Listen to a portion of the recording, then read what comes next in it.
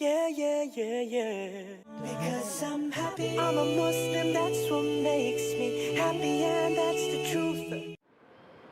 Our beloved Prophet Muhammad ﷺ said, it's mentioned in Sahih Muslim, volume number 1, in the book of faith, hadith number 79, that the Prophet said, whenever you see anything wrong, the best is if you can stop it with your hand, you stop it with your hand.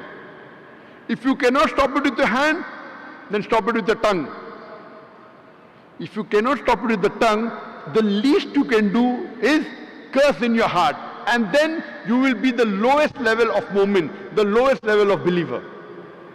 When you see something wrong, it's the duty of the Muslim. If he can, he should stop it with the hand, number 1. If he cannot, stop with the tongue. Ask him to stop that activity.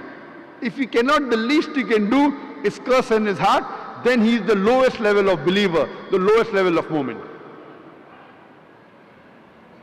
According to the Quran, dawah, conveying the message of Islam to non-Muslim, is a fard on every Muslim. Allah says in Surah Al-Asr, chapter number 103, verse number 1 to 3, Wal Asr, by the token of time. Innal insana lafi khusr. Man is verily in a state of loss. Wal Asr, innal insana lafi khusr, illa allazina amanu wa amilu salihati wa tawasaw bil haqq wa tawasaw bis sabr. Except those who have faith, those who have righteous deeds, and those who exhort people to the truth, and those who exhort people to patience and perseverance. For any human being to go to Jannah, minimum 4 things are required according to Surah Al-Asr. Iman, that is faith. Amal salihat, that is righteous deeds. Watawasaw bil haqq, inviting people to truth. And watawasaw bis sabr, inviting people to patience and perseverance. And Imam Shafi, rahimahullah, he said that if this Surah Asr was revealed, it would have been sufficient for guidance for humankind. Imam Shafi rahimahullah, he said that if this surah was only revealed, this one surah of 3 verses would have been sufficient for guidance for humankind. It is so powerful. So if you want to go to Jannah, it is first you should do all 4 things. You may be a very good Muslim, you may be praying 5 times a day, you may have gone for Hajj, you may be fasting in the month of Ramadan, you may be paying zakat, but if you don't do dawah, if you don't convey the message to the non-Muslims, according to Surah Al-Asr, you shall not go to Jannah. Only dawah is also not sufficient, all 4 are equally important. Iman, righteous deed, dawah, watawasaw bil haqq, and inviting people to truth, and inviting people to patience and perseverance. If you don't do dawah according to Surah Al-Asr, you shall not go to Jannah. If Allah wants to forgive you and then put you in Jannah, if you don't do dawah, that's Allah's prerogative. Because Allah says in Surah Nisa chapter 4 verse 48 and Surah Nisa chapter 4 verse 116, if Allah pleases, He may forgive any sin. But the sin of shirk, He'll never forgive.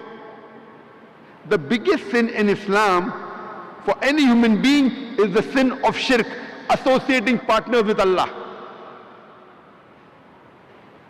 It is a duty that we tell to the other non-Muslim brothers and sisters that you worship only one true God.